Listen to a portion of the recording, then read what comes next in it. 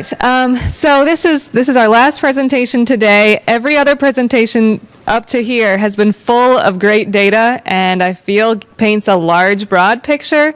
This presentation, maybe it's because we're grappling with some things right now we want your feedback on, but it's going to be more specific to some of the challenges we're encountering right now in our research in one model. So while it might be broader in a sense, it's also a lot more narrow.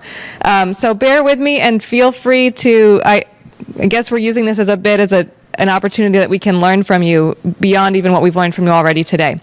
So I'm going to be talking about modeling soil P, and a lot of what I have is building right on what Peter just spoke about. So this is going to be a case study focusing on the SWOT model and ongoing research in our group. So I've included Gray and Becca on this presentation, and we might have to ask some of your questions to Gray if they get too technical, because he's been doing a lot of the SWOT simulations since he joined our group in April. My outline is just 5 questions that I felt like I wanted to, just share with you guys today where we're thinking about with these. So the first is, why do we care? And maybe it's, why is our group here even speaking? The second is, why might we be using the SWOT model to be dealing with issues pertaining to today's talks? The third is, something that comes up a lot is, can SWOT be used at the field scale? And maybe more broadly, is SWOT an applicable model for thinking about farm actions and things like soil test phosphorus, which is measured, we've already been mentioned today, like within field zones. So is SWOT even the right tool to be using for that? And I don't necessarily have yeses and nos for these. Just these are questions we're asking. Fourth, can soil test phosphorus be input in SWOT? We've just heard from Peter that it can, but we'll discuss some of the issues we're coming across and hopefully get some feedback about where we might go with trying to tie together some sort of loose ends in the model. And then the fifth is other challenges or opportunities we're thinking about, along with conclusions. So this should be shorter than the other presentations. Why are we here today? Why are we working on this issue? I'm not a phosphorus chemistry expert, but we've been using the SWOT model for many years in different stakeholder-driven scenario analysis environments in Northwest Ohio and in some of the adjacent states. And stakeholders have continually come back to us with certain requests or concerns or disappointment that the model's not doing certain things. So some of these are around inputting soil test data directly into SWOT. Some are using soil test data in scenario analysis, something that Laura mentioned earlier today, thinking about if we were to do this or that with, soil test phosphorus fields above this, what would happen? But until we can do that first one, we can't really do that second. And then the third is around simulation of manure and legacy P, which is again related to soil test P, but then also more broadly to some of the things we were just talking about, is the architecture of the model really able to capture what's happening with manure, for instance. There are additional concerns we've been coming up across the last couple of years in this modeling, which we're going to continue talking about today, and that is the need to reduce the labile P to very low or unrealistically low values for 2 purposes. One is calibration of reach level phosphorus loading. When we, in the last several years, calibrating, and this is in the Maumee watershed where we've been doing a lot of our talk today, but when we've been calibrating our model, we've been finding that that labile P has to be brought to a very low value before the reach level DRP reduces to the level where it's at in reality. So maybe that wasn't the real issue. Maybe it's something else, but we've been doing a lot of calibrating and a lot of thinking, and that seemed to be something that we've been determining for several years. And the second has to do with the crop growth sensitivity to the phosphorus fertilizers applied. We'll be talking a little bit more about that in this presentation. So where we're at right now is we're using a very perhaps unrealistically low labile pronunciation, p-value in our model, which we've just been hearing about could be problematic. So let's go through the questions. Why would we be thinking about using the soil and water assessment tool in relation to soil test phosphorus or phosphorus cycling? So SWOT estimates discharge nutrients and sediments from the field to the watershed outlet. It's commonly used in this region and globally to estimate the impacts of farm conservation at the watershed scale, or farm conservation or just farming practices at the watershed scale. Lots of knobs you can turn and inputs that you can put in for farm operations. It's also used, there are other uses like climate change, testing climate change, influence on hydrology, or testing land use change and cropping patterns. And there's other practical reasons, like a lot of people are using this model. The code is open source, so we can make changes. There is some support through ARS. In this country, we have data that we can put into this model. So these are some of the reasons we're using SWOT in our research group, and why many are using this model for these types of projects. A little bit about the SWOT model for those. Most of you know a lot about SWOT, but a few of you might know nothing. So I tried to get a little bit in here about what is SWOT. So the SWOT model simulates climate, land use, and land management actions. You have, when we talk about the model, sometimes we're talking about, or especially with limitations, we might be talking about inputs to the model, like limitations of data to put in. And like, we don't know what the farmer's doing on field X, that's an input limitation. Or sometimes the limitation is the model just doesn't simulate something at all, or sometimes it's we can't actually test that it's working because we don't have data on the other end for calibration or validation of a routine. So there are different types of, many different types of modeling decisions, and the process, I guess, right here I have written here that it's a complicated model with many decisions, inputs, and parameters. So the process of setting up and calibrating, inputting data to calibrating and using a SWOT model has uncertainty at many scales, including how you choose to set the model up spatially, which within the model there's actually lots of models you can turn on and off. So as mentioned, there's more than one soil phosphorus model, so an old one and a new one. So that's the same thing with carbon. There's multiple models you can turn on or off, or water table algorithms within it. So it's like a model of models. So you have to choose which models to use, and then there are certain inputs that you have at the field scale or farm scale. Land management is included really in those inputs, but often we don't have data in the same way to support our decisions about what to do with land management at a large watershed. So we're making decisions based on talking with crop advisors or knowing something about farm surveys. Parameterization is important in the calibration of the model, getting it so that it's predicting well, and it's a highly parameterized model, which is sometimes problematic. And then measured data is needed for calibration of the model. Hopefully that gives enough background that you feel like you can kind of follow where this fits in. A little bit broader, where does this fit in, and what have we been doing the last few years? So we've been looking at the Maumee River watershed, and many other modeling groups are doing the same thing. So REM from Heidelberg has a model of the Maumee, or many models of the Maumee River watershed. And so what we've done recently is to try to deal with some of the uncertainty from many different sources of uncertainty in the modeling process, is compare multiple models to one another to see how they're predicting, and to see what the future might be for guiding policy about conservation actions in the Maumee River watershed. And so this is just a paper and a project there, and that this work is continued, and we're coming out with the next round of those projects papers will, before too long, hopefully be submitted for publication.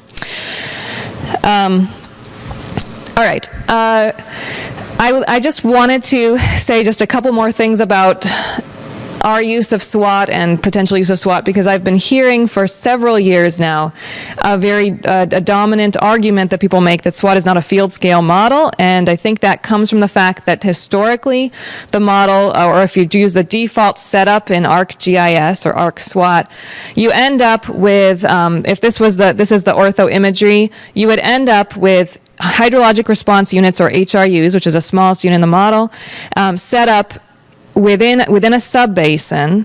They would be just lumped based on common soil type, land use, and slope. And so you wouldn't necessarily be simulating farmer X's field. You would be simulating some little bit of lots of fields within a watershed. And that's been a little bit problematic. It's hydrologically, it makes sense because those units act together, but it doesn't make sense for management. And so what we've been doing now for several years, and others have been doing before us, Tammy Veith's group, Margaret Gatow, is setting up SWOT at more of a field scale, and it might mean different things to different groups. Tammy Veith's work has been like with sub-field units at a very small watershed scale. This that I'm showing you here is the whole Maumee River watershed, and the farm fields are probably bigger than the actual fields. You can see there are many times where you have, in one field, you have multiple, what looks like multiple units, but this is getting closer to the field scale for our spatial units, and it's using common rotations over 7 years to determine what is a field and dividing by roads and all of that. So I would argue that when it comes to inputs to the model, you can input, if you set up the model the right way, you could input farm scale or field scale inputs to a model and get outputs at the field scale. What still you might argue is lacking is that what are these fields don't interact with one another in the current SWOT model, and that will be when eventually SWOT Plus comes out. That's the newest version of SWOT that's been under development for a few years now. They will have landscape routing that will hopefully facilitate that. So maybe I didn't need to make that point, but I think when we talk about why do you even use a model like this for thinking about farm level actions, it's important to keep in the context of farm level actions being applicable in that model. A little bit more about the HRU. If we want to, instead of thinking across space horizontally, thinking vertically, which is really what we're talking about with a lot of the soil processes, SWOT has land management actions up here, and then it has soil horizons. These soil horizons are broken up based on Surgo soil data, or you could use SATSCO, but Surgo soil data has different depths for soil layers, and then all these attributes that just get populated in the model from Surgo soil. Then additionally, we can put in tile drains or subsurface drains in the model at a certain elevation or a depth. Impervious, there's an impervious layer that you tell SWOT what depth that should be at for a field. Then there's aquifers, and that's the basic vertical structure of the model. The next question is, can soil test phosphorus be input in SWOT? So let's start with talking about phosphorus simulation from the HRU or the field to the reach or river.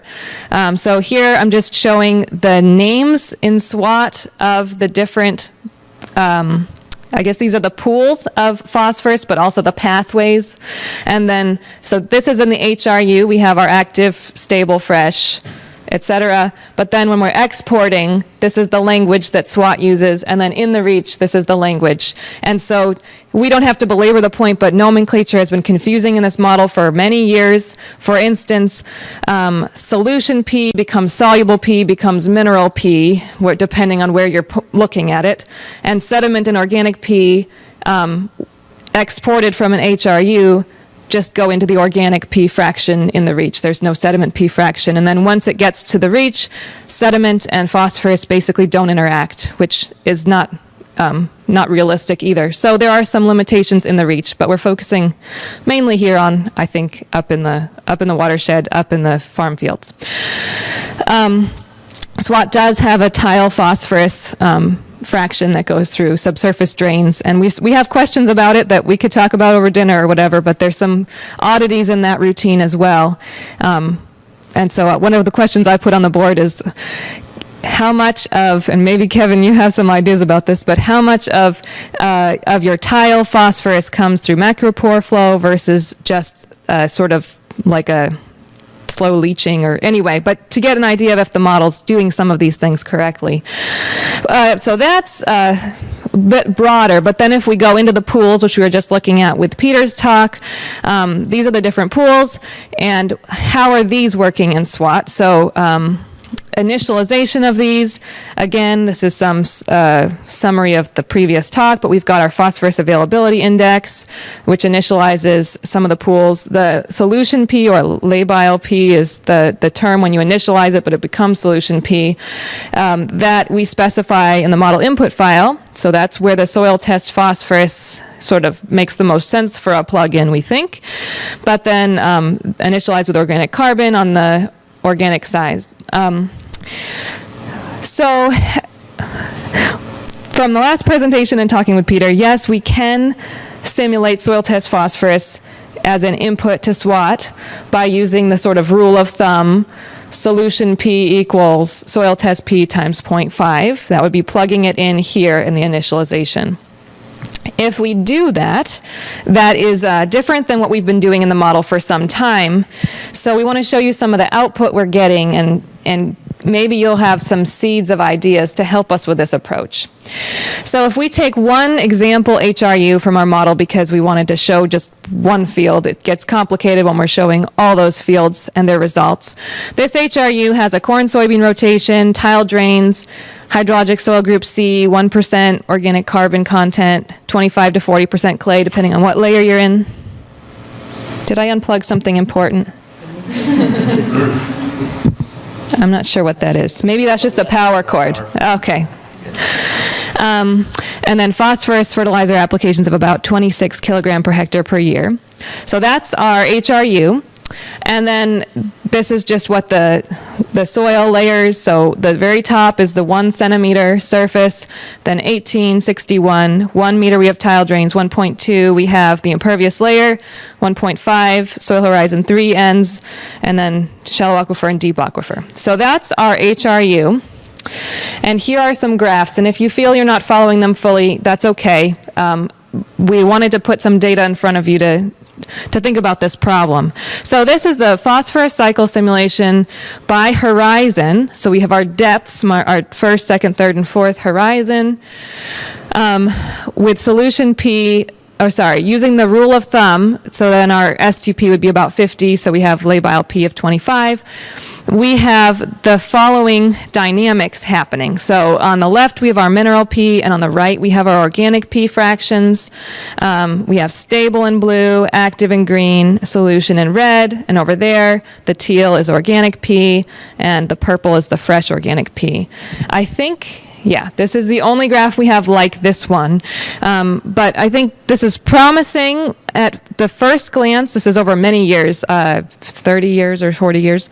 So that's what the little up and down, it's like yearly cycles. So at first glance, what we're seeing in the top two soil layers is what looks like fairly stable pools. And that's about as far as I can go in my analysis because I'm not a soil phosphorus expert. So the good thing is it looks like with fertilization at about crop requirements, our pools aren't changing drastically. They're staying in some sort of equilibrium. What's more troubling is when we look at crop yield. So this top one here, now this is actually all for soil layer. Sorry, this is crop yield, and then these are soil horizon 2. So crop yields over those 40 years, you only see one line here because corn with phosphorus fertilizer is blue and without is orange, and they're both on the same thing. So we have no crop yield decline simulated in the model when we apply no phosphorus fertilizer for 40 years when we set STP at about 50 Bray P1. So we would expect that we would have a crop yield decline earlier. What else are we seeing? So here, the second panel is solution P in that horizon. And when we don't apply phosphorus fertilizer, solution P starts to, by the end of the simulation, approach 0 milligram per kilogram. And then we have our total P and our Bray P1, like our STP estimate, which is just 2 times solution P. So we would expect, I think, that under an STP 50 condition, we would see a crop yield decrease within 40 years. But even if maybe STP 50 is too high, so we went down, thought I had a 20 in here. I might have deleted that slide by accident. Oops. But we have these results for STP 20. And I'm not sure why it's not there. I think I deleted it thinking it was the same as this one. So this one is STP 2, which is really low. So any field that has an soil test value of 2 probably would be feeling some crop stress if you didn't apply phosphorus fertilizer. So here it takes 32 years before we have any difference in our crop yields. I don't know that there's a whole lot else to say about these pools other than if you know how these pools should work and you're looking at them and you see something that looks funny, you tell us. But we are seeing that some of the pools are rising, which under the fertilization condition, which would indicate that that STP value that we gave it really was a little too low, and that if we were to maintain crop production, it would be with fertilizer, we'd be raising it a little bit. But I mean, from my standpoint as a modeler, I'm not seeing anything that tells me that STP 50 was better than STP 2 in these two, other than with the rule of thumb, STP 2 is way off, or labile of 1, STP 2 is way off. Okay, so I can say even less about this graphic. We're still trying to figure out what's going on here. But over 1 year of simulation, so that now we're just looking at 1 year, we're wondering why crop growth isn't limited by low solution P. So what we have plotted here is now the orange is the maximum phosphorus uptake that could take place from a soil layer, and the blue is the actual phosphorus uptake from that soil layer by day. And so for the first horizon, we're always meeting our crop need, and the second, we're pretty much always able to uptake, the plant's able to uptake what it needs from the soil. And then horizon 3 and 4, I understand a little bit less, but it may be because of where the impermeable layer is that we're not actually accessing those very much. So there's a little more data for those that might understand the plant dynamics better than me. If you have some ideas, we can talk about later. The last thing I want to show about results is the DRP export. So again, the issue isn't just the sensitivity of the crops, but we're having trouble calibrating the model when we have soil test phosphorus in the right range. Again, there's many things that knobs we should be turning differently to get that calibration. But I thought we would throw up a little bit of data for those that might have a perspective on this. So when we set soil test phosphorus to the 50 value, over 1 year of simulation, we saw solution P exported from this HRU of and surface runoff about 0.6 kilograms per hectare per year when we fertilized. And then the DRP was 0.12 kilograms per hectare in that year. And we're wondering, is that reasonable? From some of the things we heard earlier today, I remember something about a 0.3 from Kevin's talk. I think what's not reasonable is that the DRP in the tiles is so much lower than in surface runoff, and we've been driving that down actually to try to calibrate the model, because if we have, I forget what you said, Kevin, but it was more DRP coming through tiles than through surface, and if we did that, then we would be at more than 1.2 kilograms per hectare per year. So how do we get the surface runoff DRP down to where it should be if we have our labile P or solution P set at 50 is, I guess, the question about this one. So other challenges and opportunities as well as the conclusions. I might just start with the conclusions because that's what we've just been talking through. Something is wrong in SWOT simulation of crop phosphorus stress, we think, under low soil P conditions. So what do we do to fix that? Is it a problem of not having a true solution phosphorus pool in the model? Or is it a problem with the relation, like we talked in Peter's talk about how long it takes for the soil to deliver more solution P when it's needed from the active pool. So is that happening too fast? Should we be seeing, crop stress because it uses up the solution pool and, needs more? I think there's too much in the solution pool as it's currently set. And so we could talk more about that. There are a lot of other things that we could do to improve SWOT simulation of the soil, which gets to some of these other challenges. So from Laura's talk, stratification, phosphorus in a no-till system, I have a couple slides if you want to look at it, but we are seeing that when you use no-till in the model, we have increases in phosphorus concentrations in those top soil layers. The relation of soil phosphorus to soil carbon, and really soil carbon itself in the model is, we found problems with both soil carbon routines 1 and 2, and soil carbon routine 0, which is the default, doesn't do anything with carbon beyond initialization. So we're trying to figure out some issues, but at the same time, are we getting the soil phosphorus and carbon related to one another properly?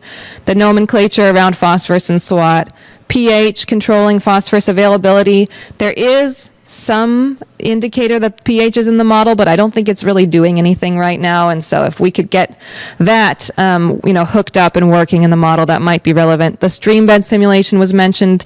I mentioned that right now it's, phosphorus and sediment are not related to one another once they reach the stream. Better simulating manure and inorganic slow release fertilizers. maybe gets more to what you were talking about, Peter, a little bit, and then capturing within field variability of P and thinking about also how we set up the model and what our spatial units are. Those are some of the thoughts I had about our specific modeling that we're doing in our world and how it relates to all of this, and I realize that's rather specific. I hope that it stimulates a little bit of discussion around potential barriers or opportunities that we could have for improving phosphorus modeling in SWOT or similar models. So, thanks.